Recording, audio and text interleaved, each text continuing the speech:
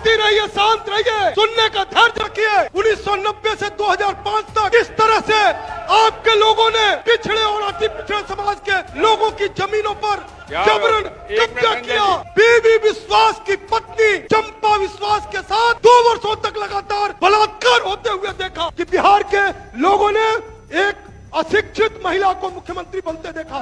6-6 महीना 8-8 महीना शिक्षकों को वेतन नहीं मिलता था। इसी बिहार ने शहाबुद्दीन जैसे दुर्दांत अपराधी को 1990 से 2005 तक आपने बिहार में गुंडा राज स्थापित किया। ये विनाश वाले लोग हैं, ये विकास से दूरी बनाकर रखते हैं। आपकी सरकार के समय में माई और बहन की जो इज्जत लूटी जाती थी, उन माई बहनों को 2500 देकर आप उस समस्या का समाधान नहीं कर सकते। जमीन पर जबरन कब्जा किया, बेदखल किया और बहु बेटियों की इज्जत लूटने का काम किया। लेकिन हमको मजबूरन आपको 1990 से 2005 का इतिहास बताना पड़ रहा है। इसी बिहार ने गौतम और शिल्पी जैसे निर्मम हत्याकांडों को देखा। अब आप भटकिए मत, एक एक विषय पर हम आएंगे। अध्यक्ष महोदय, 1990 से 2005 के बीच क्या हुआ? इसी बिहार ने गौतम और शिल्पी जैसे निर्मम हत्याकांडों को देखा। इसी बिहार ने शहाबुद्दीन जैसे दुर्दांत अपराधी को, एक व्यक्ति जो पिछड़े समाज का लड़का था, उसको ईंट भट्टे की चिमनी में जलाते हुए देखा। इसी बिहार के लोगों ने, इस बिहार के लोगों ने शोरूम से गाड़ियां उठते हुए देखा। इसी बिहार के लोगों ने चीनी मिलों के उद्योगपतियों के अपहरण होते हुए देखा। इसी बिहार के लोगों ने उद्योगों का पलायन होते हुए देखा। और इसी बिहार के लोगों ने एक आईएएस शांति रहिए, शांत रहिए, सुनने का धैर्य रखिए। और इसी बिहार के लोगों ने एक आईएएस बीवी विश्वास की पत्नी चंपा विश्वास के साथ 2 वर्षों तक लगातार बलात्कार होते हुए देखा। यह 1990 से 2005 तक की सरकार थी। और उसमें क्या हुआ? एक आईएएस को उस समय में अपनी पत्नी के साथ होने वाले बलात्कार के खिलाफ थाने में मुकदमा दर्ज कराने के लिए मत बोलिए, उस समय की पुलिस के पास दौड़ लगानी पड़ी। ये बिहार का दौर, ये बिहार 1990 से 2005 तक का बिहार की जनता ने देखा है। और आदरणीय तेजस्वी जी उस समय चूंकि वो एक पाठ लेकर आए थे, लालू चालीसा का पाठ लेकर आए थे। आप याद करिए 1990 से 2005 तक किस तरह से आपके लोगों ने पिछड़े और अति पिछड़े समाज के लोगों की जमीनों पर जबरन कब्जा किया। संजय जी एक मिनट, क्या है?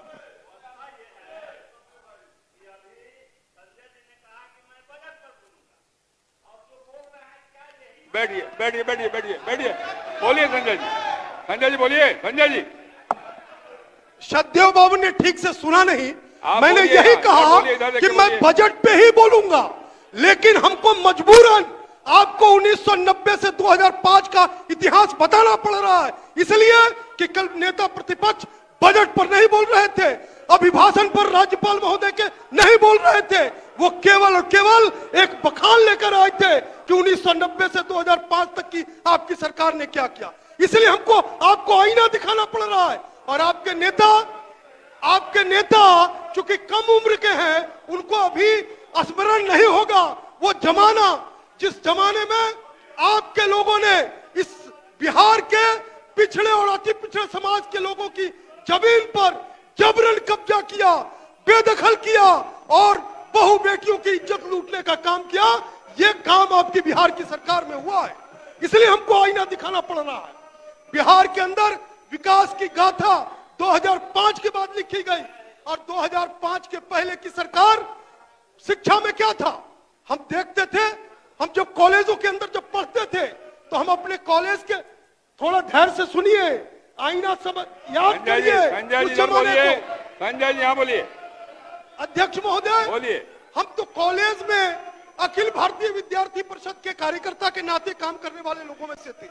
हमको शर्म आती थी जब हमारा प्राध्यापक, हमारे कॉलेज का प्रोफेसर एक किराने की दुकानदार के सामने गिड़गिड़ाता था कि हमको जब वेतन मिलेगा तब हम आपके पास पैसा जमा करेंगे, हमारे बच्चों के खाने के लिए, हमारे परिवार को खाने के लिए किराना का सामान दीजिए। 6-6 महीना, 8-8 महीना शिक्षकों को वेतन नहीं मिलता था, कर्मचारियों को वेतन नहीं मिलता था। ये आपकी बिहार की सरकार ने किया है। आपकी बिहार की सरकार ने क्या किया है? आपको स्मरण करिए, आप स्मरण करिए, आपके जमाने में विद्यालयों में छप्पड़ नहीं हुआ करता था। छप्पड़ में अगर है तो शिक्षक नहीं होते थे। और आज जाकर देखिए, चमचमाती हुई बिल्डिंगें आपको दिखाई देंगी, अच्छे शिक्षक दिखाई देंगे, पढ़ते हुए विद्यार्थी दिखाई देंगे। और तो और हमारी बहनें जब साइकिल पर बैठ करके मीलों मील चल करके विद्यालयों में जाती है, वो दृश्य आपकी आंखों में चुभता है, इसलिए आपको दर्द होता है। अध्यक्ष महोदय, ये 1990 से 2005 का अगर कल और आज बखान नहीं होता तो वास्तव में हम केवल और केवल बजट पे बोलते, लेकिन इसलिए हमको बोलना पड़ रहा है क्योंकि लगता था जैसे एक सुनहरा बिहार 1990 से 2005 तक चला है।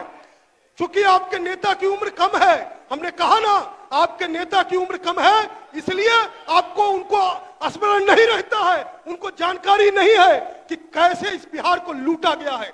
और हम ये नहीं कह रहे हैं, और तो और उस समय के सरकार के मुखिया आदरणीय लालू जी के सबसे करीबी लोगों में से एक सुभाष यादव ने जिन्हें जो कहा है उसका स्मरण करिए। बिहार के गुंडे राज को, बिहार के लफंगई के राज को किस तरह से उन्होंने प्रतिस्थापित किया है। और तय मानिए, आगे आने वाला जो ये 8-9 महीने के बाद चुनाव है, बिहार की जनता आपको पूरी तरह सफाया करेगी। कुछ टेक्निकल मिस्टेक के कारण आप इतनी संख्या में जीत गए, कुछ टेक्निकल मिस्टेक के कारण आप इतनी संख्या में जीत गए।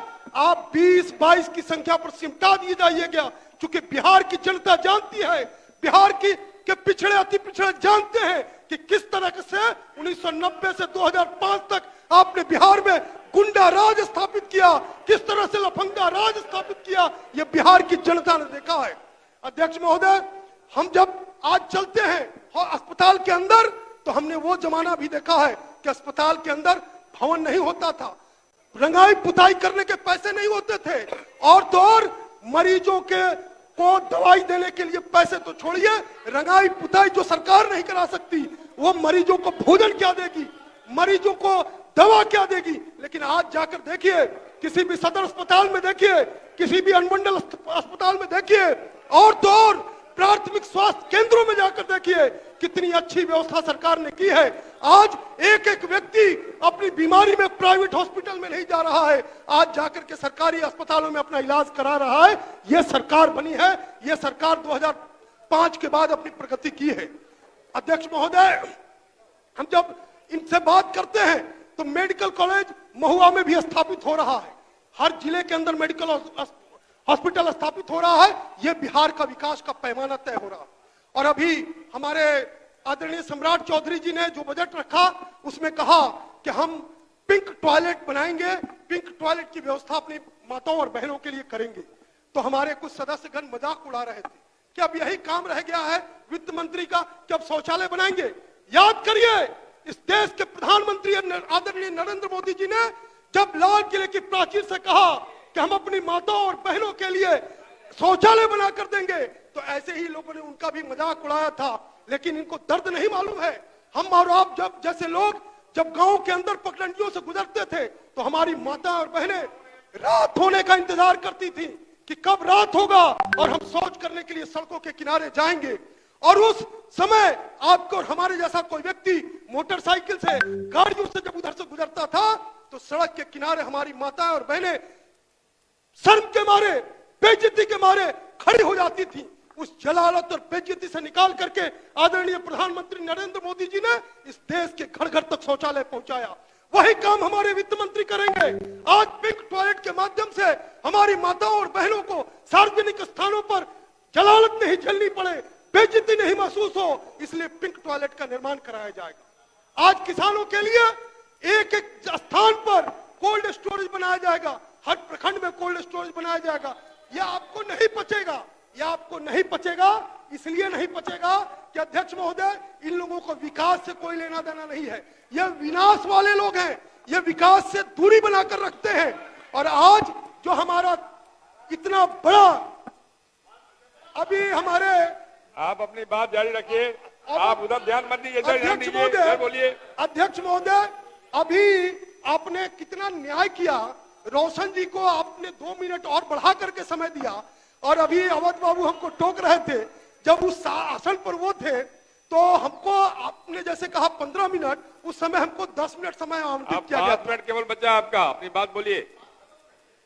हमको एक मिनट, हमको अध्यक्ष महोदय ने हमको 10 नहीं, बढ़िया। सत्यदेव बाबू आप बुजुर्ग आदमी हैं, हम पहली बार जीत कर आए, सुनिए तो धैर्य से, सुनिए तो धैर्य से, धैर्य से। अरे वो आप टाइम किल कर रहे हैं, आप बोलते रहिए, अध्यक्ष बोलते रहिए। अध्यक्ष महोदय, आपने न्याय की कुर्सी पर बैठकर न्याय किया। अभी राजेश जी को 2 मिनट समय उनका बचा था, उनको मुहैया कराया कि आप बोलिए। लेकिन उसी आसन पर जब हमारे अवध बाबू बैठे थे, हमको आवंटित किया गया था सचेतक की ओर से 10 मिनट। ये सब बात ठीक नहीं, आप अपनी बात बोलिए जो उसको ठीक है, नहीं, अपनी बात बोलिए। तो विषय को उस समय रोका गया, उस समय बातें रखनी नहीं दी जाती थी। आज आपका धन्यवाद है कि आप समय पर हम सब लोगों को बोलने का अवसर दे रहे हैं। आज प्रत्येक डिग्री कॉलेज की स्थापना हो रही है। हमारी बहनों को उच्च शिक्षा के लिए आगे नहीं, दूर नहीं जाना पड़ेगा। तैयारी हमारी थी, लेकिन हमने कहा, सौरभ जी हमने कहा कि आपके नेता कल जिस बॉडी लैंग्वेज के साथ बोल रहे थे, जिस तिलमिलाहट के साथ बोल रहे थे, उसका जवाब उनको मिलना जरूरी है। इसलिए उन्होंने 90 से 2005 की सरकार को नहीं देखा था, इसलिए ये बताना पड़ रहा है। और ठीक कहा था कल हमारे साथी ने कि बिहार के लोगों ने एक अशिक्षित महिला को मुख्यमंत्री बनते देखा, एक सबसे कम उम्र के व्यक्ति को, एक अनपढ़ व्यक्ति को, एक उच्च शिक्षा प्राप्त नहीं व्यक्ति को बिहार का प्रतिपक्ष का नेता बनते हुए देखा। अरे आप समझाइए अपने नेता को, जो कल बोल रहे थे तो आपने क्यों नहीं टोका? आप में से किसी की हिम्मत थी उनको कहने का कि आप राज्यपाल के अभिभाषण पर बोलिए? ये मैं आप में से किसी की हिम्मत थी उनको कहने की?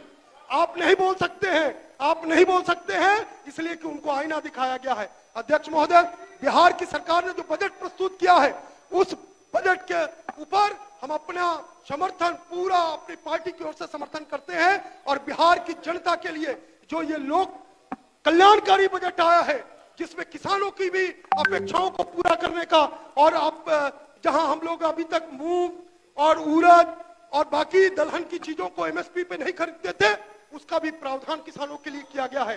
प्रखंडों में कोल्ड स्टोरेज की स्थापना की जाएगी, अनुमंडलों में कोल्ड स्टोरेज की स्थापना की जाएगी। ये हमारी सरकार कर रही है किसानों के लिए। नौजवानों के लिए हर प्रखंड में एक प्रखंड स्तरीय खेल का मैदान विकसित किया जाएगा, स्टेडियम विकसित किया जाएगा। साथ साथ प्रत्येक पंचायत के नौजवानों को हृष्ट पुष्ट हो सके, इसके लिए प्रत्येक पंचायत में भी खेल मैदान का विकास किया जा रहा है। यह हमारी सरकार कर रही है। हमारी सरकार डिग्री कॉलेज खोल रही है, हमारी सरकार मेडिकल कॉलेजों की स्थापना कर रही है, हमारी सरकार नौजवान से लेके किसान से लेके महिला तक की भागीदारी कर रही है। और आप 2500 माई बहन की योजना लेकर आ रहे हैं। आप सर्व करिए, आपकी सरकार के समय में माई और बहन की जो इज्जत लूटी जाती थी, उन माई बहनों को 2500 देकर आप उस समस्या का समाधान नहीं कर सकते। वो आप अपने माथे पर का कलंक नहीं मिटा सकते। अगर ये करना भी होगा तो हमारी सरकार करेगी। हमारी सरकार उन माताओं और बहनों के सम्मान के लिए कुछ राशि अगर भेजनी होगी, कुछ सम्मान करना होगा, तो ये हमारी सरकार करेगी, हमारे लोग करेंगे। ये हमेशा ध्यान रखिए। आज जाकर देखिए, आज पथ का निर्माण की क्या स्थिति है।